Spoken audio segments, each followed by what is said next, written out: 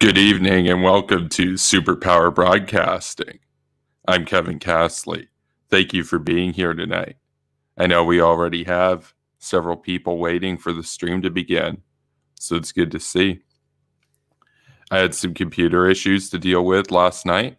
However, I'm back at it. I'm here, and we're going to drop some hawk pills tonight. So, cure up, and here we go. So, there's this meme, this common talking point, this refrain of the anti-war pigeons out there. It used to be mostly people on the left, but increasingly it's paleo morons on the right who will always bring up, whenever you suggest doing anything in the world, anything to make a difference, anything to assert your interests abroad, anything to stand up for human rights, anything to make the world a better place to live in, more secure, etc. It's often met by the common talking point of, what about the unintended consequences, though? By these brainlets. They say it about every single conflict. Oh, there'll be unintended consequences. It's a complete loser talking point. It's a non-starter. And I'm going to explain why in this stream. We'll take a couple of examples and look at why they're bunk and junk, and we will debunk them. So we'll start with, of course, Afghanistan. You'll often see people say, oh, but there were unintended consequences to it. The war lasted way too long. Things got out of hand. A lot of people are dead, etc. Implying that the alternative, where the world doesn't retaliate against the Taliban, leaves the Taliban in power, and then expects nothing more to come of that alternative is more insane, is more dangerous, is more deadly in the long run than actually going in and kicking ass and taking names and delivering payback to those who gave safe passage and aid and a base to Al-Qaeda to attack America on 9/11. So this idea of unintended consequences, yes, it is true that there are, in many cases, unintended ramifications that emerge from conflict zones that were not necessarily talked about or considered at the onset of conducting the intervention. That's true. That can happen from time to time. However, sometimes those unintended consequences aren't so much unintended per se as they are seen as the lesser evil. So, for example, the United States did give aid to the Mujahideen to fight the Soviet Union back in the 1980s when the Soviets had invaded Afghanistan. Was it pretty obvious to a lot of people that that some in the Mujahideen might later, target American forces and stuff? That was pretty clear. The point was, it wasn't so much an unintended consequence. It was rather the geopolitical considerations of the time. In other words, the Cold War, an existential battle between democracy and communism, necessitated working with some unsavory actors around the world.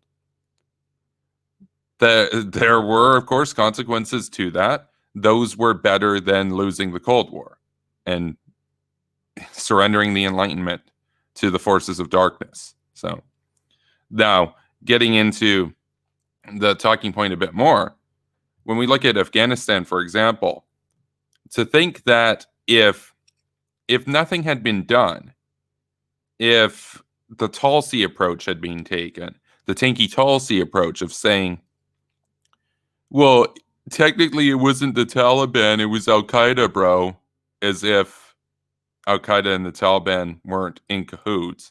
One, that's insane.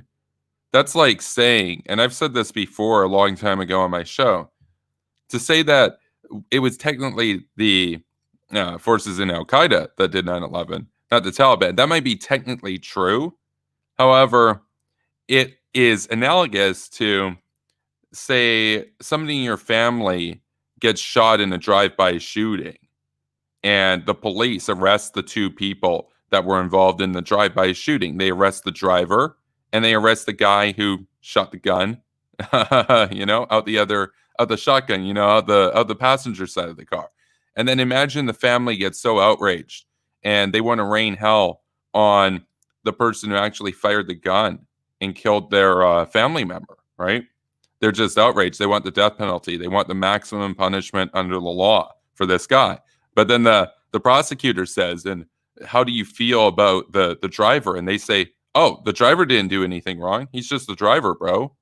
It's not like he had anything to do with it.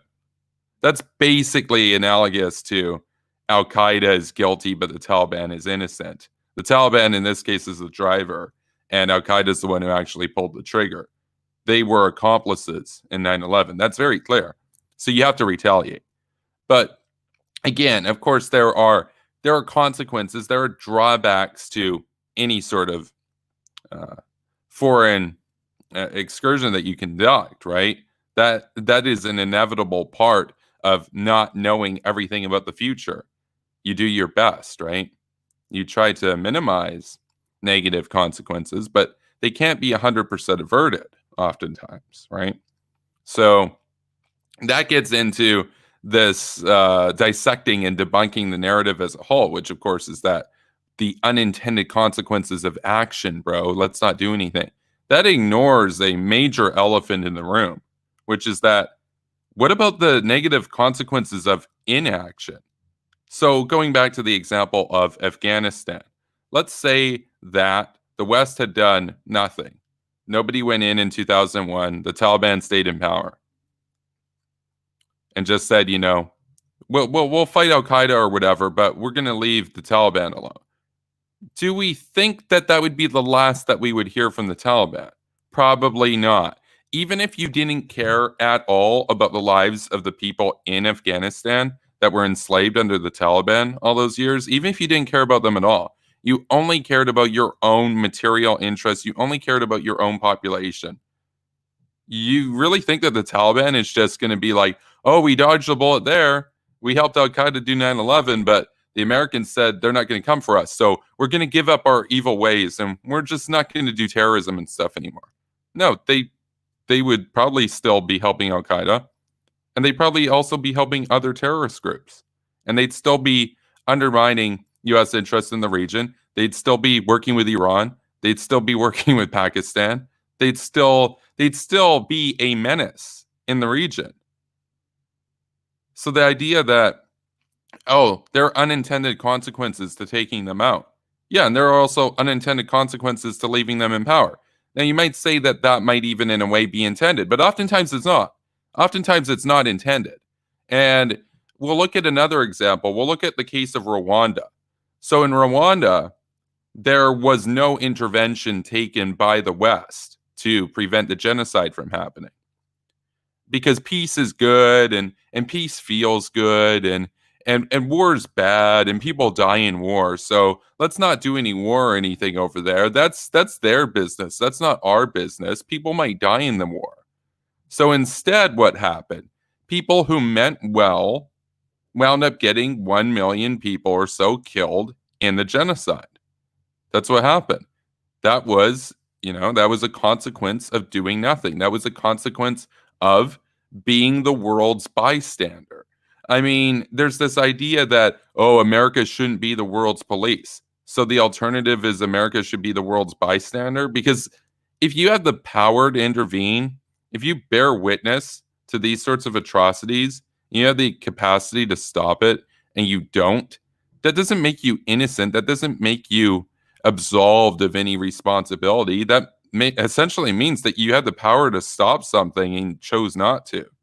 That's moral depravity. So going back to what I was talking about with the case of Afghanistan, I mean, one of the other unintended consequences of choosing peace over war in that case would be that wouldn't be the last time something like 9/11 would happen, because they would serve as essentially a Gaddafi type state, playing host to terrorists so that they can conduct operations abroad. and have a base to do training, to do preparation, a fortress, a bulwark, to arm themselves against the West. How is that acceptable? But nobody ever really considers the negative consequences of inaction, because inaction, aka peace, sounds good on paper, right? Who doesn't like peace? The problem is it's a fake peace. It's a false peace. You can't have peace when there are terrorists out there that hate your simple existence and want to kill you. That's not peace. We cannot, it's not like we can choose between peace and war. We're in a global war on terrorism. We didn't start that. But to just pretend that it's not a thing, to just say, oh, I'm going to stick my head in the sand and pretend that the rest of the world doesn't exist and, maybe the terrorists will go away. No, they're still going to come for you. So at what point do you smarten up, go on the offense and say, in this case, in Afghanistan, it's not even the offense. You're simply retaliating for an attack that was already perpetrated against your people. That saw 3,000 of your people dead, right? So it's a gross talking point. Anytime anybody ever brings that up, oh, well, there are unintended consequences to intervening. Just mention to them, yeah, and there are unintended consequences to not intervening. It doesn't mean that everybody out there who's against intervention is evil. That's not the problem. I wish that was the case. It would be a lot easier to see who's on whose side then. If the only people who were against intervention were like outright communists, foreign agents, and fascists. The problem is there are a lot of well-meaning people, nice people, who I guess they care about the world or whatever, but they have this misguided delusion that there are negative consequences to intervention, but no negative consequences to non-intervention. In other words, they think that they can change the world by making it so that we don't intervene in the rest of the world because we're bad, okay? To use the Mr. Mackey meme, essentially. But the problem is, what those people, of course, fail to recognize is that there isn't really a choice between war and peace, that the peace that could result in this sort of world that we've got is a false peace. It is a similar peace to the peace of the 1970s and the 1980s, where, yeah, there wasn't a hot war with the US and the USSR, but did it really feel peaceful knowing that there were 40,000 nuclear warheads aimed at you, your city, your loved ones, your countrymen, your countrywomen? Is that peace? Is the sword of Damocles peaceful? Oh, that's such a peaceful sword of Damocles, bro. No, absolutely not. So we're going to talk about the case of the Soviet Union next.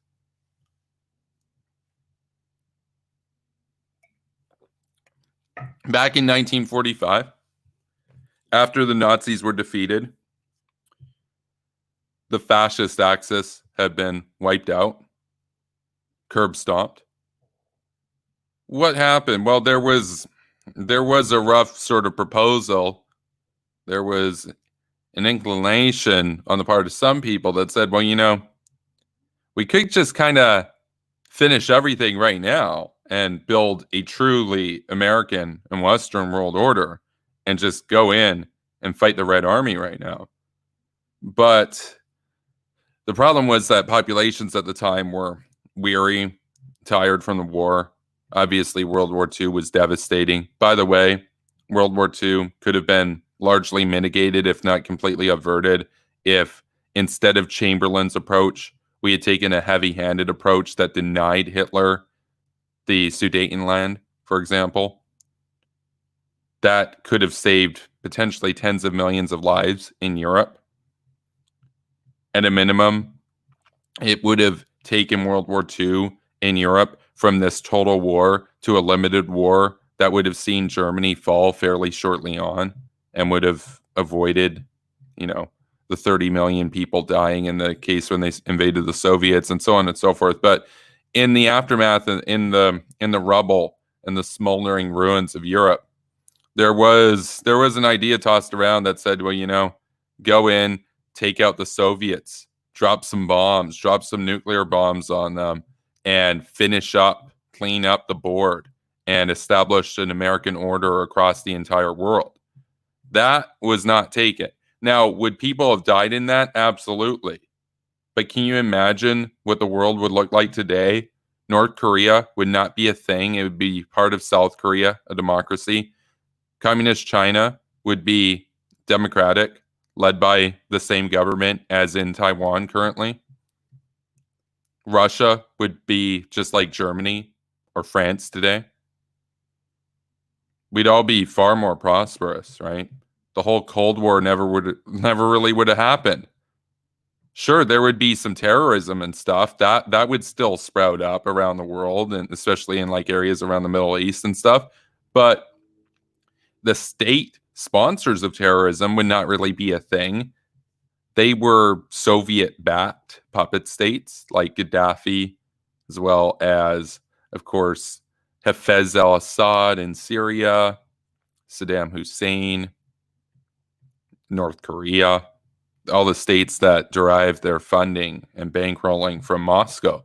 Well, if Moscow had been neutralized back in 1945, 1946, the world would be a truly peaceful place today. It wouldn't just be that America was the most powerful superpower. It wouldn't just be that America is the dominant sort of hegemon. It would mean the entire world was under America's sphere of influence. We can't say that about today. And today is far more dangerous. Not to mention the risk that we took in the Cold War. I think, this is just me just estimating, this is my feeling about it. But I feel that if we could run the Cold War several times over, or let's say we did a Monte Carlo experiment with it, where you just play the Cold War scenario out, say 1,000,000 times over, 1949 to 1991, play it out 1,000,000 times over. My guess is in about 500,000 of those cases, a nuclear war happens. I think we got lucky.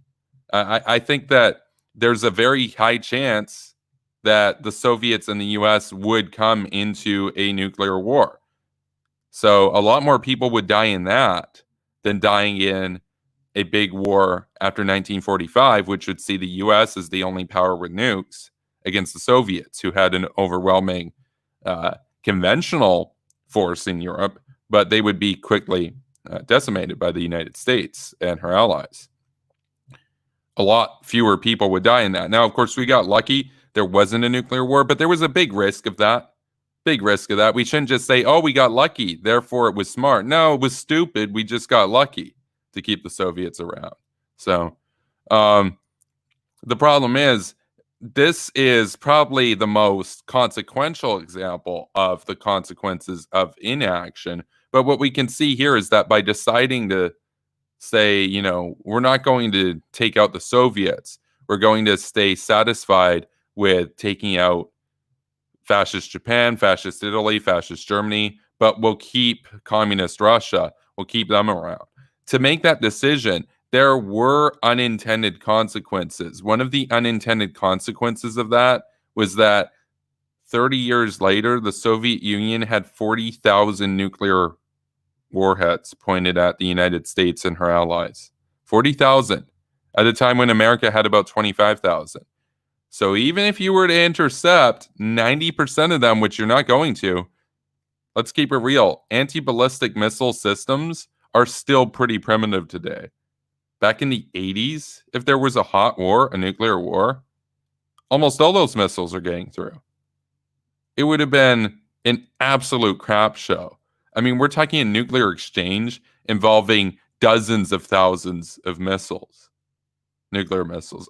Not just missiles, but warheads in general, tactical ordnance, etc. The world would just be irradiated, man. That was an unintended consequence of choosing peace over war, was that, oh, now they're going to get nukes. They got nukes in 1949. In 1949, in August of 1949, they had one nuke. By August of 1986, they had 40,000 nukes. How is that acceptable? And of course that was going to happen. Nobody stopped them. You think they're just going to be like, nobody's stopping us. Let's just stop making more nukes. Obviously, that didn't happen. They got 1,000 nukes, and they were like, okay, let's make another 39,000 nukes. And then they did. How is that peaceful?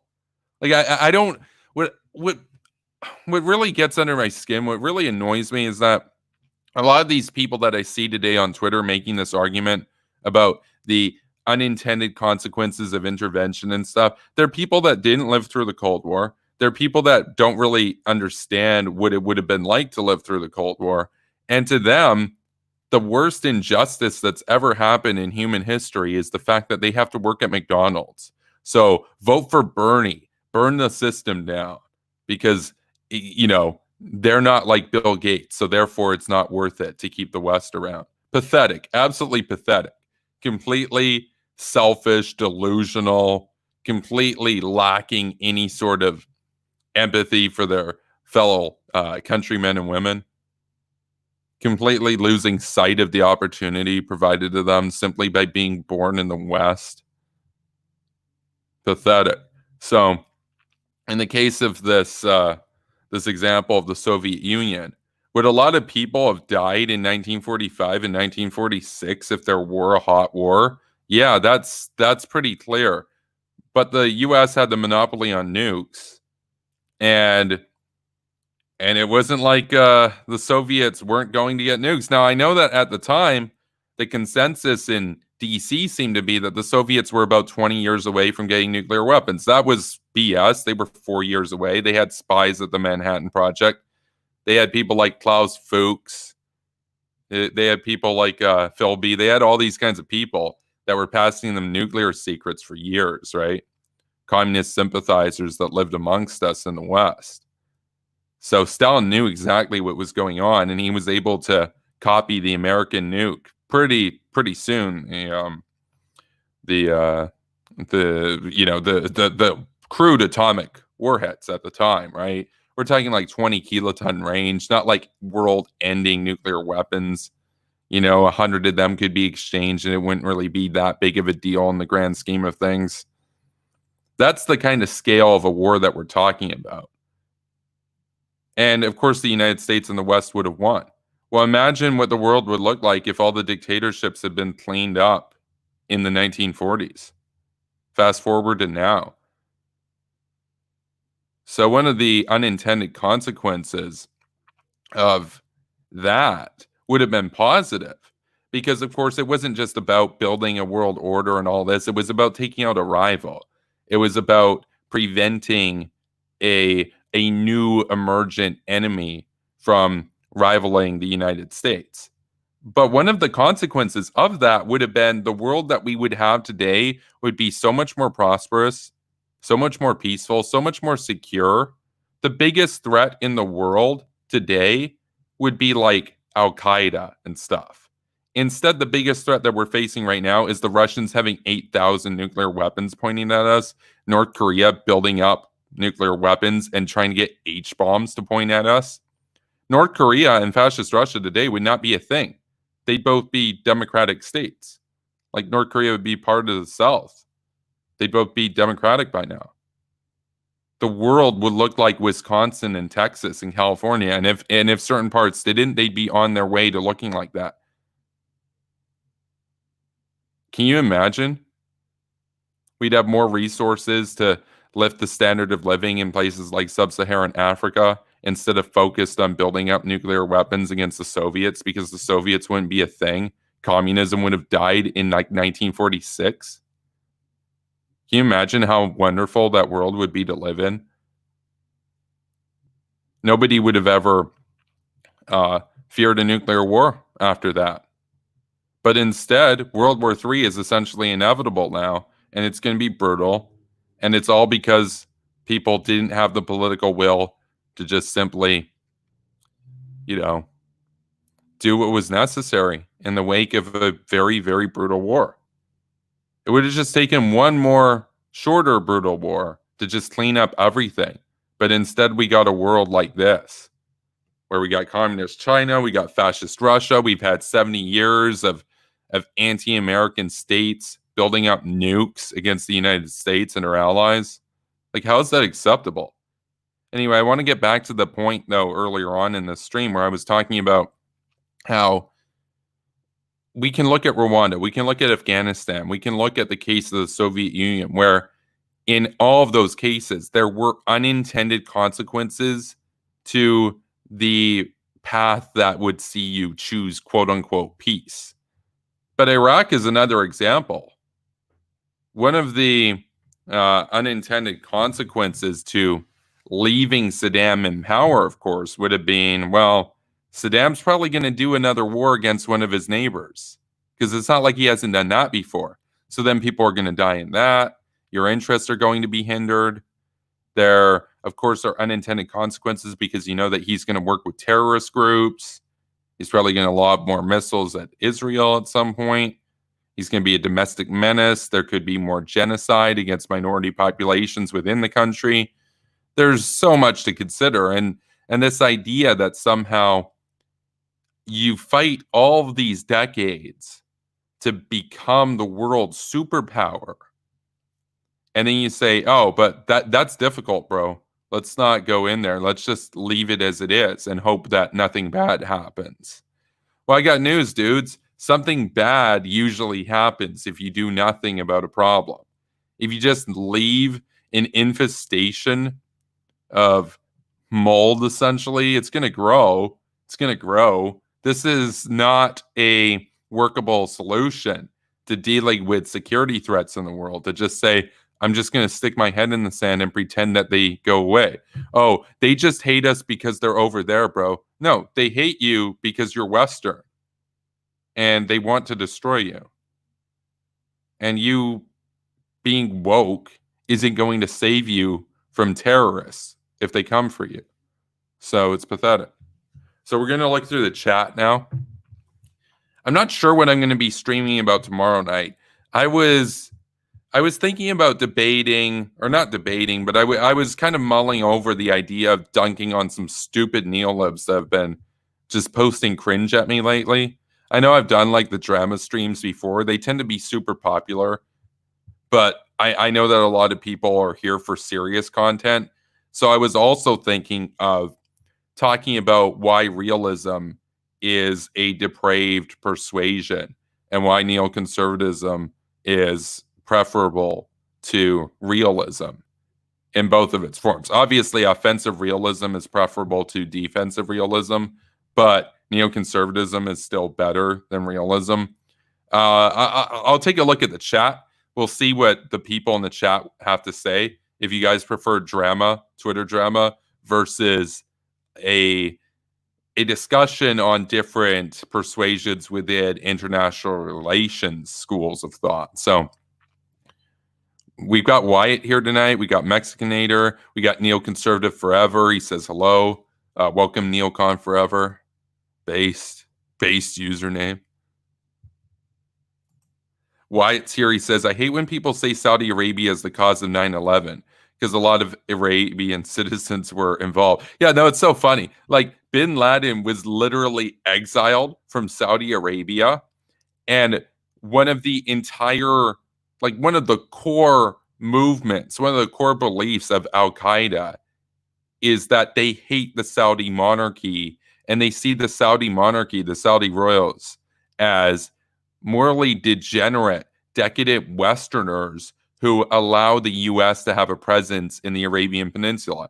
Al Qaeda hates Saudi Arabia, but to the loser brainlets in the West, they just see brown people. So they think, oh, brown people did 9/11. It must be the Saudis, bro. And then they're the ones who are going to woke scold us about like racial issues and stuff. Yet they see anytime there's like brown people involved in something, they're like, it was the Saudis, bro. Yeah, because all brown people are Saudi. That's hilarious. So Wyatt says, saying Saudi Arabia is responsible for 9/11 is like saying Canada was if one of our citizens was an Islamist and was involved. Yeah, except it's even worse because let's say that one of Canadian citizens did become an Islamist and did an attack abroad. They'd probably still keep their Canadian citizenship. Whereas bin Laden was literally exiled from Saudi Arabia. Like, I don't know how much more the Saudis could have done to say, hey, look, we're not involved with this guy. like banishment, that's kind of a big deal. Oh no, but they're on the same side, bro. They're both brown. That's what like the Noam Chomsky SJWs on like college campuses would essentially imply. Hilarious. And then they'll call you an Orientalist because you don't believe that all brown people should live under authoritarian despots in the world. They'll say, but that's their culture. You're a white man. Who are you to tell them that they can't live like that? Saddam Hussein, that was his country, bro. You're just a neocon ghoul. Okay, well, I don't think that's the insult that you think it is. Like, I call myself a neocon ghoul. Sounds kind of based. So, gotta think of better insults, especially looking at you, Kremlin Kyle. Wyatt says the neoliberal and isolationist tactic is to always imply that doing something is always worse than not doing something, regardless of how bad not doing anything gets. Yeah, like that's the problem. It's like, imagine, it's basically like you're in the bomb squad. Like, your job is to dismantle bombs that people, terrorists and stuff are planting. And you practice and you train and you do all this type of stuff. And then one day, you get a call, you got to go and deactivate something, it's going to blow. So you go to like a mall or whatever, where like you got terrorists targeting it. You go there and you see the device and you got to cut the cords and stuff, like in the movies, you got to deactivate the bomb. But then your coworker says to you, hey man, I don't think it's worth it. Like, if we deactivate this thing, there could be negative consequences. Like, it might make the terrorists feel bad.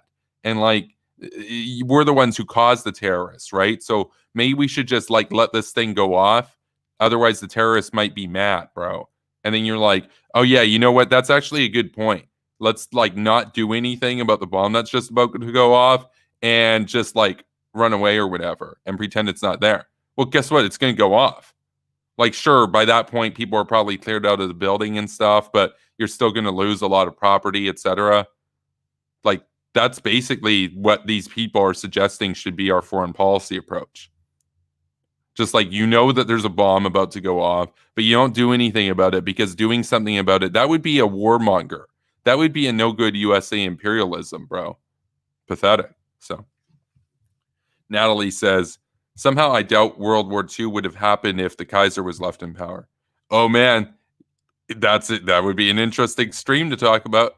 She says, I think World War I probably would have been less than enough for Wilhelm II. So, yeah, no. Oh man. Yeah, Natalie drops some of the monarchist pills from time to time. So, interesting to see. So, I mean, obviously I support democracy and stuff, but, I think the Tsar was the good guy in Russia, for example. I think we should have done more to help the Tsar. So, 60 million people wouldn't have been dead under communism. So, the SARS, it's not like the SARS didn't kill people, but like the Soviets killed more people in 1933 alone than the SARS killed in 400 years. So it's like, there are degrees of brutality. Like, the SARS never even could hope to come close to the communists. Yeah, and then of course Wyatt notes that the Soviet army was already beat to death in 45. Oh yeah, like it wouldn't have even been that difficult to just clean up the world at that point, to just take out Stalin. Oh, but it would require some effort, bro. Not many people realized before D-Day the Soviets were punching themselves out on the Nazis from overextended supply lines and bad losses. Oh yeah, no, the Soviets suffered hugely. They lost between 28 and 34 million people between June 1941 and May 1945. I did the math a while ago. That was like one person every 5 seconds for 47 months. That's insane. Their demographics are still skewed because of that. There's still a much higher percentage of the Russian population that is female than male as a result of the mass death that occurred in World War II. So,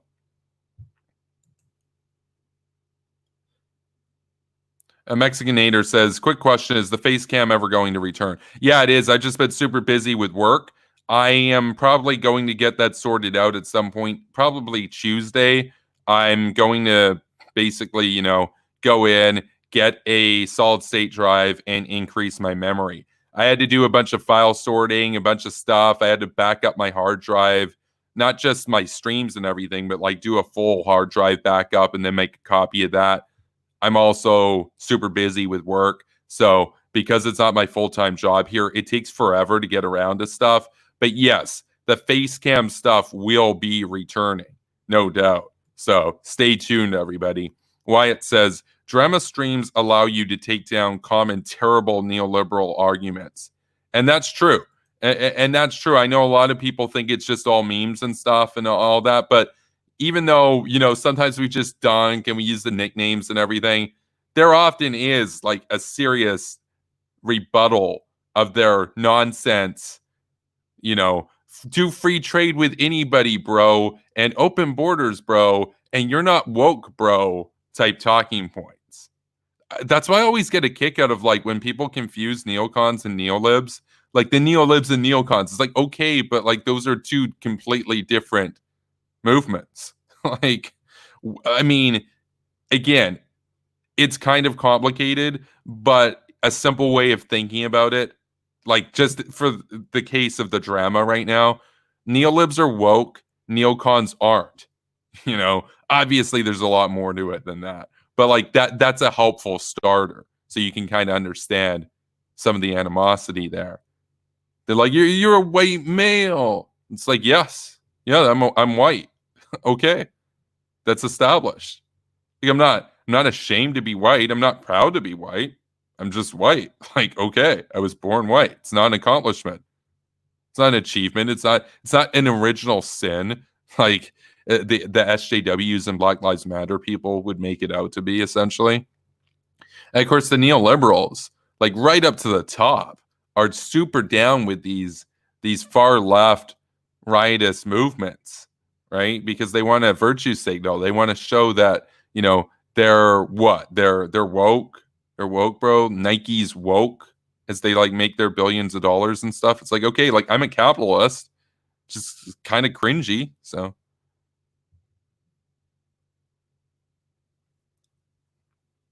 yeah, Wyatt says you can do both.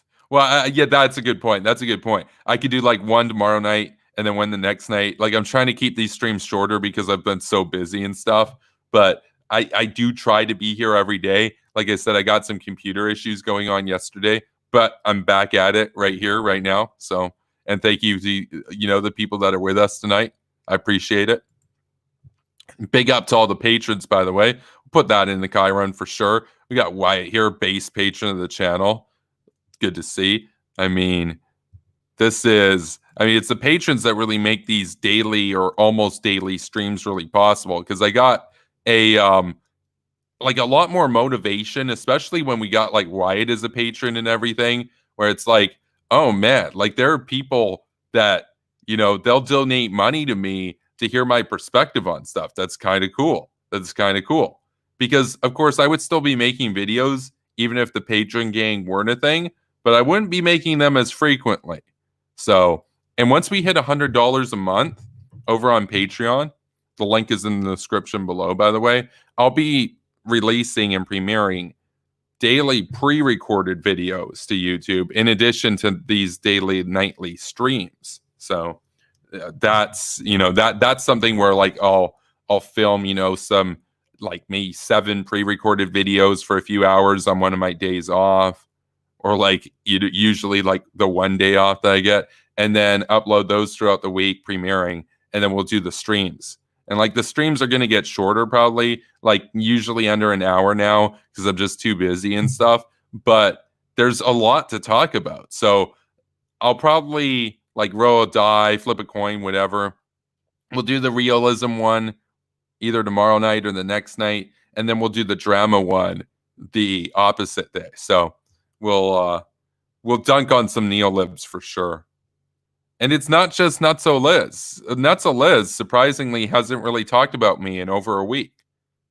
So it took about 2.5 months, 3 months of her being blocked before she finally, I guess, is like growing out of her obsession with me. So, you love to see it. So Wyatt says, explain the schools of thought of the neolibs you dunk on. Oh yeah, that's a good point. Good point.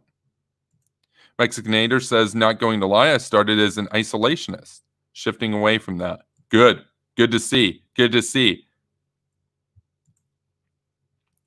Nicholas says, they go after the Saudis because the U.S. has an alliance with them. Then going after them can be considered, quote unquote, punching up. Oh, yeah, because like the U.S. and Saudi Arabia are like the oppressors or whatever here. Oh, yeah, the Taliban, when they were enslaving a country of 30 million people and forcing women into essentially slavery all that time. Oh, they were actually the victims, bro. It was the U.S. that was the oppressor. Pathetic. Wyatt says, I promote Kevin's stuff in Canadian conservative circles now. Catches on in some areas. Oh, I appreciate it for sure. Like I was saying this earlier on in the Hawk chat. It's like because somebody was asking, why did the neolibs hate me? And it's complicated, and we'll go through that in more detail on the night when I'm actually streaming about that subject.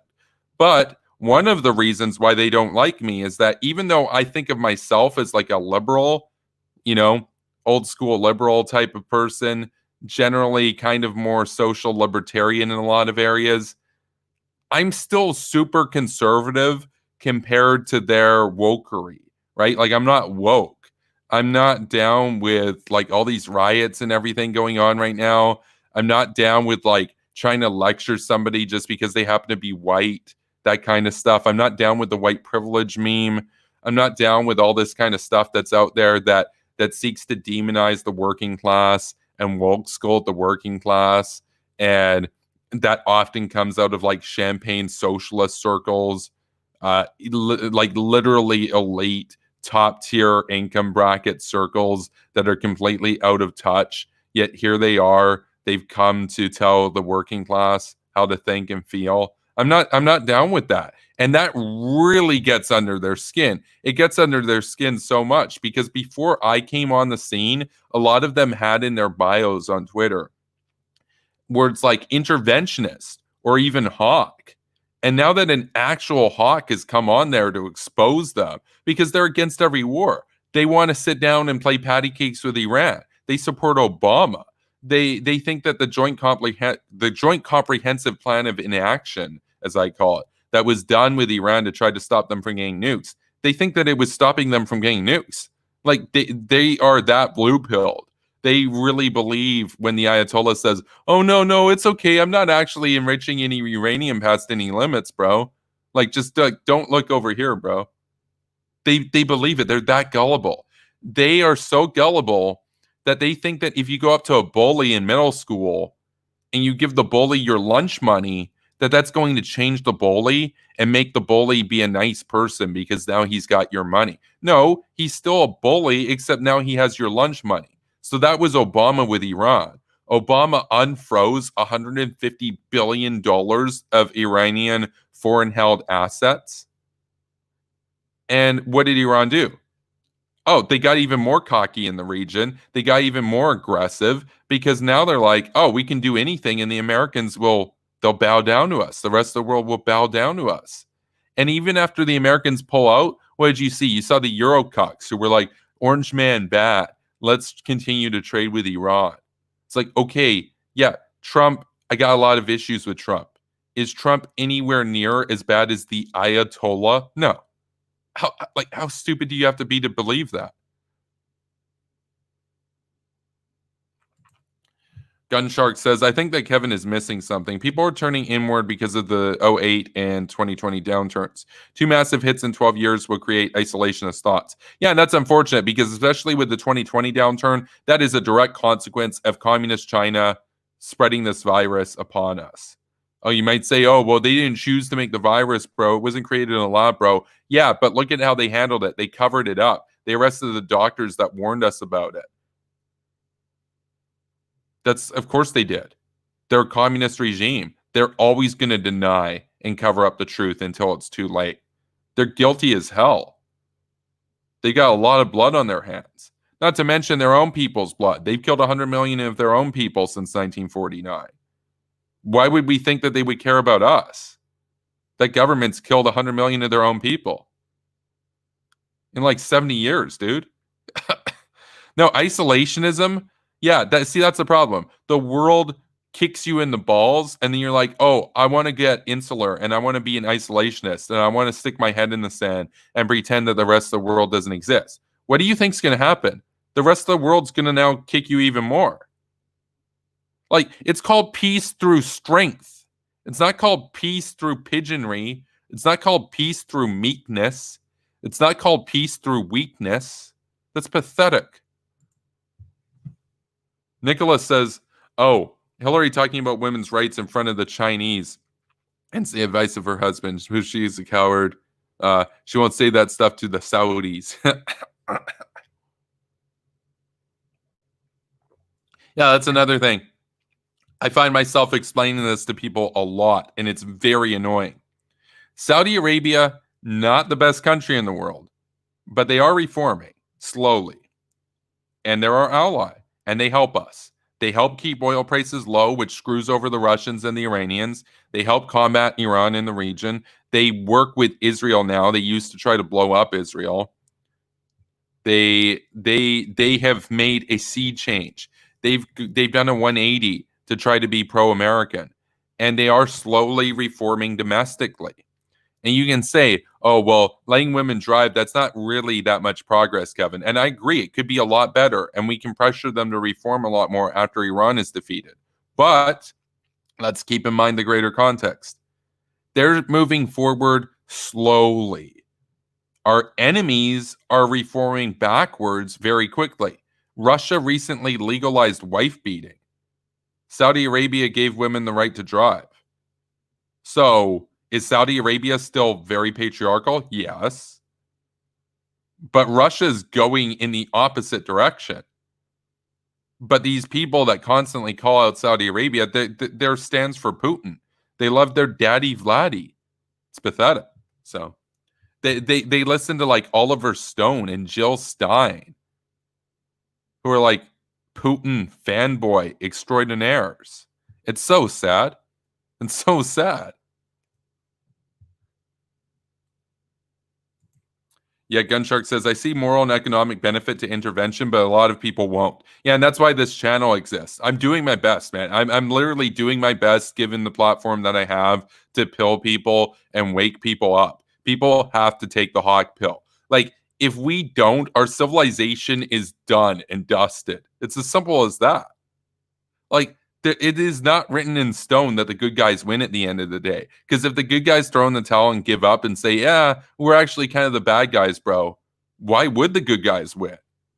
The good guys can have 100 times as much military power as the bad guys. Bad guys are still going to win because the bad guys have power of will. Like, willpower is the pill. That's what you need. You need willpower on the part of your leadership. I wish we had strong-willed leaders that would say enough is enough. We're the superpower. We're not going to accept the world as some price taker, as some passive fatalist, realist observer. We're going to go out there and we're going to forge the world in our image. So I'm going to talk about that either tomorrow or the next day on my qualms with realism and how realists, even realists running the most powerful country in human history, will say, oh, Saddam, well, we can't do anything about him. He has power. He's a status quo state, bro.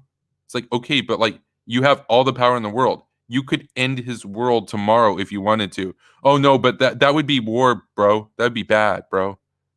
It's like, what's even the point of being a superpower if you're not going to make the world in your image? I don't understand that. The Russians understand it. The communist Chinese understand it. They're doing everything they can right now to make the world look as crappy as they are. Why can't we do that for the West? Like, why can't we play by the same logic except fight for the West? Because like Putin and Xi, they have strong willpower, even though they're pretty weak compared to America. But at least they have like convictions. At least they, at least they're not going to question themselves. We're constantly questioning ourselves and being like, oh, well, we're the bad guys. It's like neocolonialism and stuff, bro. And like, you're an Orientalist, imperialist, neocon ghoul, bro. It's like, oh man, the Russians don't talk like that. You don't see anybody in the Russian establishment. You don't see anybody in Russian schools being like, guys, I just realized something. We're actually the bad guys. Like, how do you think it's going to work out for them? Probably not too well. So, neoconservative forever says, but my peace. Yeah, like that's the other thing is like, there's this idea that like I hate peace, that we're against peace or whatever. No, I want real peace. Like, what's peaceful about the North Koreans getting hydrogen bombs and then aiming them at you? Like, how is that peace, bro? How is the sword of Damocles peace? Like, I have yet to have somebody explain that to me. Seriously. Like, everybody just dodges the question. Everybody's like, oh, but you're literally suggesting bombing them. How can you even talk about peace? You're a warmonger. It's like, I wish that for once one of these losers would just drop the ad hominems and focus on the actual question at hand.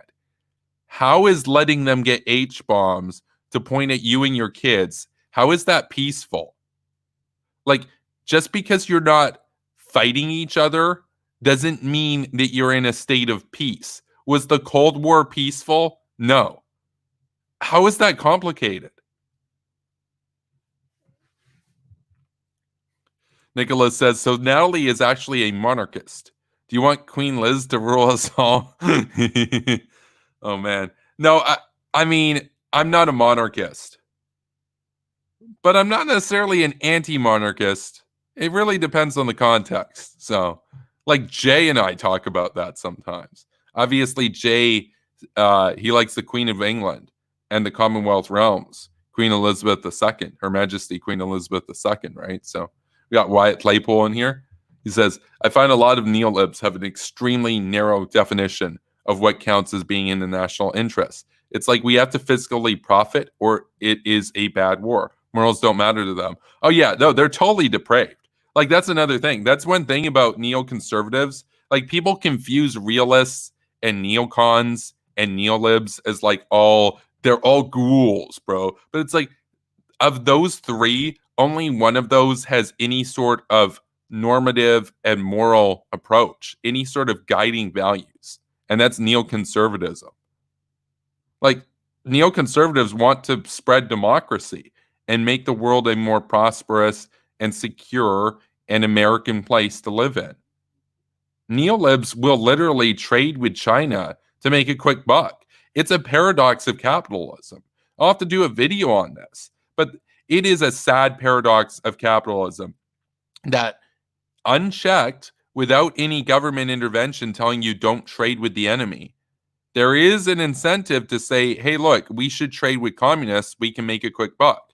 And then the communists get rich. They build up their nukes. They come for you. They make apps like TikTok and stuff so that they can get all your information. They weaken your country, your resolve. They post anti-American memes within your country, all that kind of stuff. And then eventually when the war does emerge on their terms and they win, now they come for you, the dirty capitalists, and they have you buried. So is it in your interest to trade with them? Only very, very narrowly short term right now. Neoliberals literally only care about short term pleasure. That's it. They have no long term vision. Long term vision is like for boring people who aren't woke. That's their attitude. It's pathetic. It's pathetic. And there's another reason why like they love the debt economy and everything, because they'd rather have like these fake growth rates where it's all based on like fake wealth, negative wealth, debt, than they would take a short-term economic hit, take a break, reorganize our culture, and actually start building real wealth for everybody. And like get off this fix, this addiction of like cheap crap from communist China. Oh no, bro, that would make you a warmonger, bro. You don't understand, bro. We have a mutual relationship. It's like, okay, and the Chinese are screwing you behind your back. It's obvious. Wake the hell up. So, and it's not even new. China's been stealing our intellectual property for decades. China's been making moves in the South China Sea. China's been a menace to U.S. allies in the region. Look at what they've been doing towards Hong Kong. Look at what they've been doing towards South Korea. Look at what they're doing right now in Asia. Look at what they're doing in Africa, where they're literally sending entire countries in Africa into indentured servitude for centuries so that they can get like some swaggy railroad or whatever. And is it the people signing up for that? No, it's some corrupt politicians that took Chinese bribes, selling their countries down the river. Pathetic. Absolutely pathetic. And we're doing nothing about it. We're letting them get away with it because we're the real bad guys, okay? You should read Noam Chomsky and Michael Moore, okay? You should watch Oliver Stone, okay? I also saw like Russia today, and they said that like America is actually the bad guy, okay? That's the guys that we're listening to. It's pathetic, man. Totally pathetic. So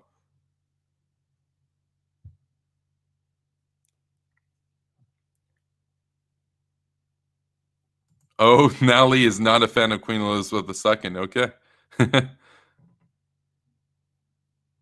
Yeah, and of course Nicholas notes it's not just the woke bros on the left; it's the Tucker Carlson gang too, like the paleo morons. That's absolutely true.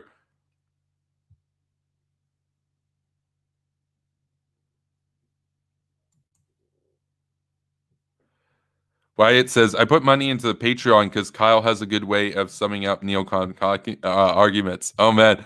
I guess you mean me, but oh, man, we saw some good Kremlin Kyle memes recently. That was great. Yeah, Wyatt says, super chats are like 10,000 subs. No, actually, super chats are 1,000 subs, assuming that the channel is approved for monetization.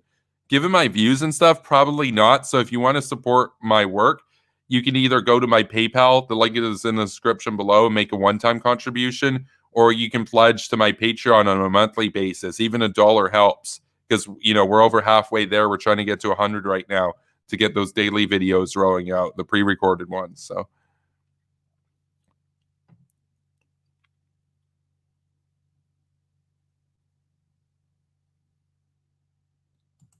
John Doe says there's something weird where people from liberal societies assume liberal behavior from illiberal societies. Yeah, like that's the thing. You'll see this love affair that the progressives have, for example, with Islamofascism, where it's like, no, but the Taliban, they're like an oppressed minority, bro, and we're actually like white saviors and white supremacists to try to tell the Taliban how to run their society. Like, sure, do they kill women and stuff for like trying to stand up for themselves? Absolutely, but like that's their culture, bro. You're an Orientalist, bro. I think I have that meme lying around. See if I can find the meme. If it's still here. Yeah, it's this one. I hate Edward Said. I absolutely despise Edward Said. If you ever gone to like university, done like political science, international relations, or whatever history, you're going to come across this guy. This isn't a true quote from him, but you don't need to read his stuff.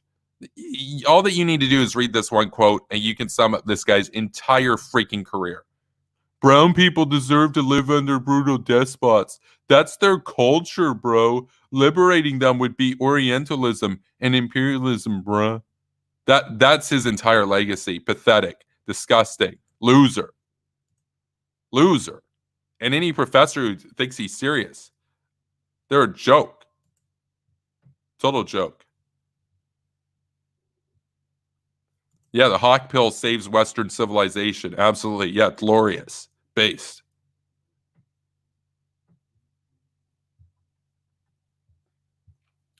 Wyatt says willpower goes far. Georgia is tiny, yet has a massive impact on the Middle East along with the US. Yeah, Georgia is based and hawk pilled.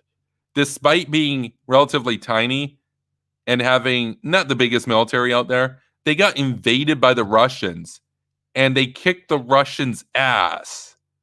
They kicked the Bears' ass when it came for them at the same time as waging war in the Middle East. And they kicked ass and they took names. If Georgia can do that, why can't like the West as a whole? Why can't NATO be like that? The fact that Georgia is not in NATO is a complete travesty. It's a disgrace. Georgia is one of the most Western countries. I mean, they really are a bastion of Western resolve, even though they're not in NATO or anything. Like they have the true spirit of the Hawk. Like you don't mess with those guys. Yeah, John Doe says will forms history. That's right. That's one of the confusions that people tend to have, is that hard power is what determines history and stuff. It's like, no, hard power is a prerequisite. You need that to do anything. Like, you can have all the willpower in the world, but if you're not commanding any forces, you're not going to go anywhere. But if you have all the armies in the world, but you have no will, you're also not going to go anywhere. So it's the will that moves history.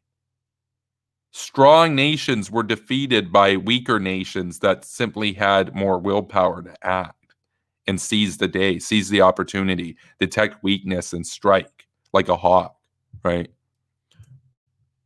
I don't want to lose. I love the West. I want us to prevail into infinity, right? We have Wyatt Claypool here. He says Iran is pathetic, but in the minds of Americans, they seem huge because we let them act huge. That's exactly it.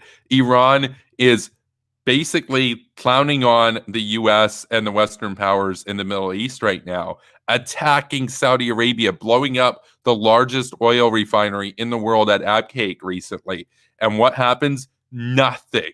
They shoot down a US drone. And what does Trump say? He says, well, nobody died, bro. So, like, let's just forgive them. So what do? Then they shoot down a Ukrainian passenger plane and kill hundreds of people. And what do? Oh, well, they felt threatened, bro. So, like, every single thing that happens, they could literally nuke Israel. And what would we say? Oh, but you don't understand, man. That was their sphere of influence, bro. Who are we to tell Iran what to do? That's their country, bro. They decided that they wanted to nuke Israel. That's their country, bro. It's a disgrace, man. Like, what the hell has happened to our civilization? We used to be strong. We used to be like led by warriors. What the hell happened? And of course, I know what happened. You can look through the hundreds of videos I've done where I talk about how the West got so pathetically weak despite being the strongest militaries in human history. Because again, it's not about how much hard power you can wield per se. It's about how much willpower you have inside, right? So, like, that's part of the pill right there.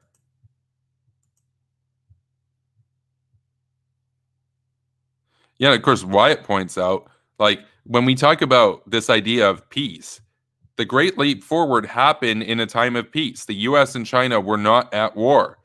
And between 50 and 100 million people died in that alone. I mean, we're talking about a couple of different famines that emerged there. I mean, it's a long history with communist China. There were several famines over the course of their history. The Great Leap Forward alone was like 60 million dead. But there is an argument upwards of 100 million. Like, when I say that the communist Chinese government has killed 100 million of their own people, it's potentially more than that. Like, 120 million is not outside the bounds of a possibility there. And did they go up and shoot all of them? No. Did they starve them to death? A lot of them, yeah. It was purposeful. It would not have happened if the Communist Party was not in charge. They view their own people as a threat. You think that they're upset that 132,000 Americans are dead from COVID? You think they're upset about that? No, they see that as a win because they're going to get away with it. Of course, they're going to get away with it. We're led by feckless neolibs that want that cheap crap made in China, and they don't want to take the hit to move those factories over to India because moving supply chains costs money, bro. Let's just like do what we're doing. Let's just accept them as the status quo, bro. Oh man, it's so pathetic. They can do anything. They can do anything. They could just like invade Taiwan and like take South Korea. And we're gonna be like, oh, but we need like cheap stuff that breaks in 2 weeks from them. So like, let's keep trading with them, bro. It's pathetic. I find myself saying it's pathetic a lot, but a lot of the memes, a lot of the attitudes, a lot of the policies that we are conducting ourselves with respect to the rest of the world right now, it's not superpower level. It's pigeon level. It needs to stop. We need to get pilled. I love this, man. I love this. Wyatt writes, You pay China for cheap shoes today to make them a military threat tomorrow. Good trade? Well, no, I have an answer to that. Neoliberal Twitter would unironically say yes. My gains from trade, bro. What, are you a protectionist, bro? Oh, that's another thing. If you're against free trade with the literal enemy, oh, you're a protectionist. Oh, you don't want to trade with like Al Qaeda and the Taliban? You're a protectionist, bro. Okay, well, I'd rather be a protectionist than a pigeon shit. So that's my attitude. John Doe says, please do a video on how a cult-like view of capitalism chooses economic freedom over the national interest. Well, I'm a capitalist. I've talked about that before. I am a capitalist, big time. But I also understand, just like how like Reagan and the consensus in America right up throughout the Cold War was, there are limitations. It doesn't make sense to act like a capitalist with communists. Like, you don't just make cheap stuff in the Soviet Union. They're the enemy. That was obvious. Why isn't that obvious with China? Yeah, I get it. We traded with them. We established relations with them to use them as a counter against the Soviet Union. And that was smart. And I give Nixon credit for that. That was a smart move. Kissinger, that was a smart move on his part, right? Smart move, no doubt. That should have ended in 1991. Like, the Soviet Union is not a thing. There is no excuse to still have a relationship with Red China today. Like, they're the enemy. Soviet Union's gone. They're next. Why aren't we going for them? Like, this idea, oh, well, we're tired. The Cold War, it was draining, bro. It's exhausting, bro. It's like, okay, and now we have a new freaking Cold War. Like, you don't just get to make everything go away by sticking your head in the sand and pretending that the rest of the world doesn't exist. That's so basic. This is like grade 3 level life lessons right now. And our leaders can't figure it out. And it's a bipartisan ineptitude. It's a bipartisan weakness. Even George W. Bush, whom I like, he welcomed China into the World Trade Organization. Like, what? What? That was after the Cold War. No excuse, man. No justification. Nothing. Just, oh, but we need some cheap crap from them. And here's the sad thing, too. It's not even just the cheap crap. If you only care about cheap crap, you could have that cheap crap made in India or Africa, wherever. It doesn't have to be made in China. It's not only are they that cheap, but they're so cheap they don't even want to move the supply line somewhere that's an actual democracy and an ally like India. How embarrassing is that? Embarrassing, man. The man says we never should have opened China. We should destroy them like the USSR. I disagree with that. You can't go to war with the world at once. Communist China was very useful against the Soviets. By aligning with Red China against the Soviets, the Cold War ended sooner than it would have. So, but afterwards, then you go for China, for sure. That didn't happen, though, because we got the neo-libs in the 90s. It was sad, man. And they thought, oh, well, if we give them money, they'll like become democratic. It turned out you give them money and they're still a bully. Because of course they would be. It's like the bully takes your lunch money. He's still a bully. He just has your lunch money now and he's a bully. Like, did you improve the situation? No. You just looked like a goofball. Bill Clinton looked like a goofball. George Bush looked like a goofball. Obama looked like a goofball.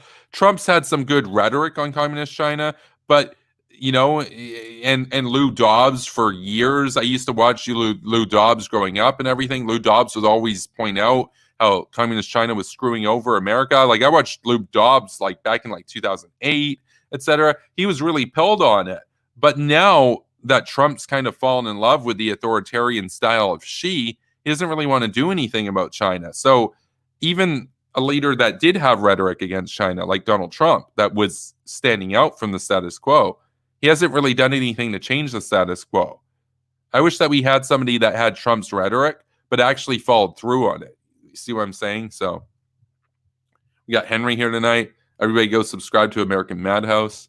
Wyatt says, I'm a capitalist and I like free markets, but you need to tariff countries who profit on slave labor. Make them compete fairly. Yeah, that's exactly it. Like you don't just have a right to do free trade. Free trade is something that you should earn by like abiding by norms and playing fairly and not abusing and stealing intellectual property, that kind of stuff.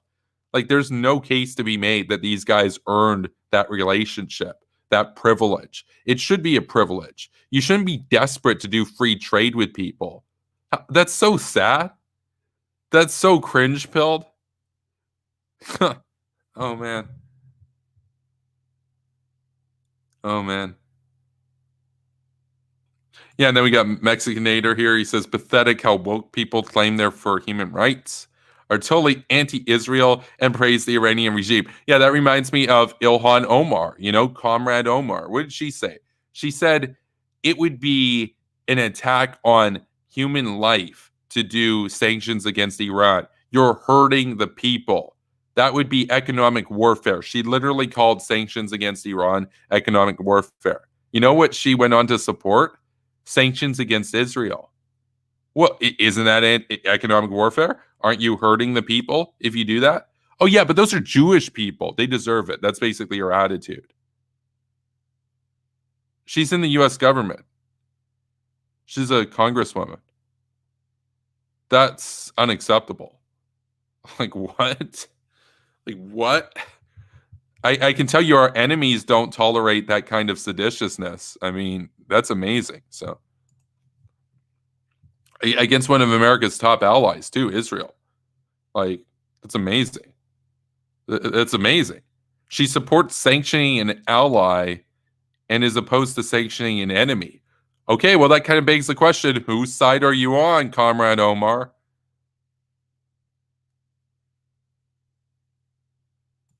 Yeah, Wyatt says, oof. I said Kyle because Castley and Kyle sound similar. Yeah, no, I'm Kevin. He's Kyle. He's Kremlin Kyle. I'm Kevin Castley. He's their Cal. I'm our Hawk. He's / their Cal / I'm / our Hawk / Let's make that a thing. Our Hawk, yo. Or is it?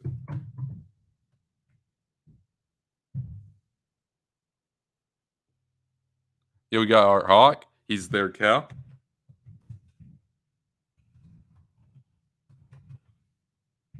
You know how like Donald Trump was like our guy back in the day with like the meme lords and like the Pepe stands and stuff? It's like things have changed now. So yeah, we need to resuscitate Truman and Reagan. Oh, for sure, for sure. Make like Truman and Reagan like president and vice president. That'd be based. Yeah, we should have aided Georgia in 2008. Absolutely.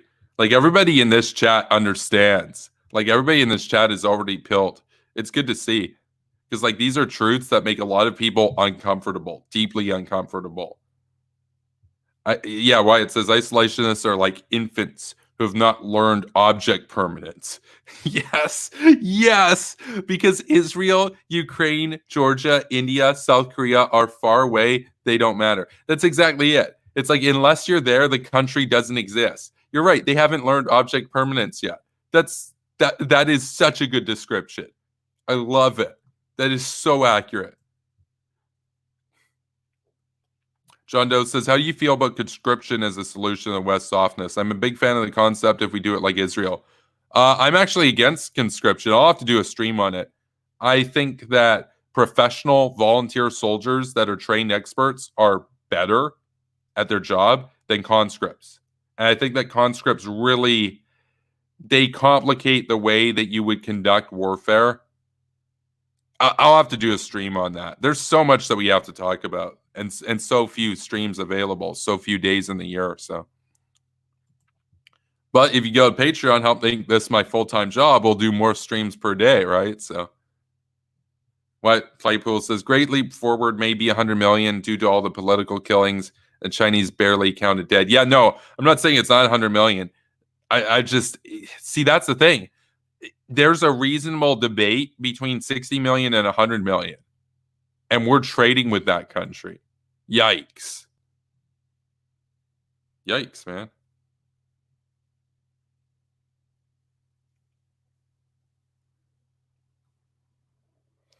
So I'm finally caught up with the chat. So Wyatt says we should do a stream on lesser known hawks like Chester A. Arthur. Oh, I'm down. Absolutely. Yeah, conscription works when there's a situation around the country is serious enough. The vast majority of the population is motivated. Yeah, like South Korea and Israel have to do conscription. We have the privilege not to in Canada and the United States. A conscript isn't going to be as effective as like a lifelong career professional soldier, right? So, and I prefer just the ethics of it that people should sign up for the military and know what they're getting into, and that makes these kinds of decisions in war easier to conduct. Like if you know that you're the leader, you're the commander in chief, and the troops on the ground are conscripts and they didn't sign up for it, you can't really get precision strikes against the enemy. You can't do surgical strikes against the enemy. You have to do a lot more widespread, indiscriminate stuff because you have to, at all costs, reduce the casualties of the conscripts because they didn't sign up for it. Whereas if they all signed up for it and they're a professional fighting force, they took on some risks. Now you can do some more precision type, special ops type stuff. You can accept more of your own troop losses, not accept them, but like take more risks. Whereas it's like if they're conscripts, well, 1 million dead of the enemy or even 1 million dead civilians isn't going to equal one of your conscripts because like that's your citizens. They didn't sign up for that. So it's like I've talked about that before. Like if you bring conscripts into it, one conscript of your side is worth infinite of the enemy's side. So, and that's a problem because it makes it really hard to conduct more precision type stuff. Like for Israel, for example, I don't like it when Israel sends in conscripts to like clear out block by block. Like if I'm running Israel, I'm just going to like level the place. Some civilians will die for sure. Some Hamas people will die. But your job, if they're conscripts, is to reduce the casualties of your side. So they didn't sign up for it. John Doe says, what about mandatory national service? No, I don't. I don't support it. And this idea that it would somehow make our culture stronger or whatever, I can see the logic. But you got to remember that a lot of people would be even more turned off to having a heavy-handed approach to foreign policy. I mean, we saw what happened with Vietnam, where Soviet memes were very easily able to penetrate the society against it. And part of the problem was the conscription that was there. I think that the military should be paid better. I think, like I said, a volunteer professional military force is always going to be more effective than a conscript force. Communists do conscription. We're better than that. So that's my attitude. The exception is if you're surrounded like Israel or South Korea. They don't have a choice. But we're really privileged here. And we have to wake people up. We got so many fifth columns that live amongst us. It's so sad. So we are going to be wrapping up the stream now, though. So I'll be back here tomorrow night. But thank you for being with us. And, I appreciate the patron gang. And I appreciate the active chat that we had. So have a good night, everybody. Oh, and be sure to like this video if you haven't done so yet. It definitely helps with the algorithm. Be sure to subscribe to this channel if you haven't done so yet. Definitely go follow me over on Twitch. Link is in the description below. And like I said before, you want to really help out this channel, you can join the patron gang. Even $1 a month helps. Oh, man. Wyatt says just threw in $7 more. Oh, man. Thank you, Wyatt. Thank you, Wyatt. Oh, man. We are getting closer to the threshold.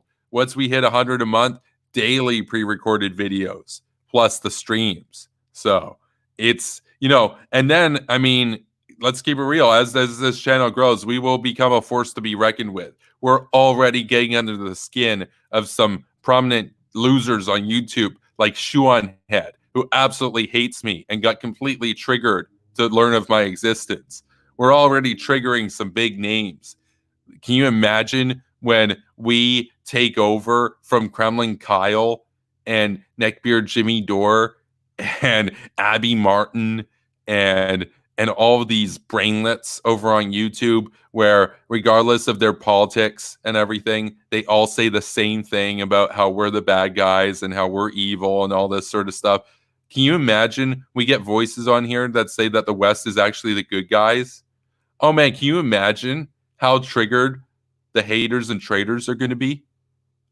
Oh, it's going to be based. It's going to be glorious. So thank you for watching, everybody. Big ups to the Patron gang. Big ups to Wyatt Claypool. I'll be back here tomorrow night. Have a good night, everybody. Peace.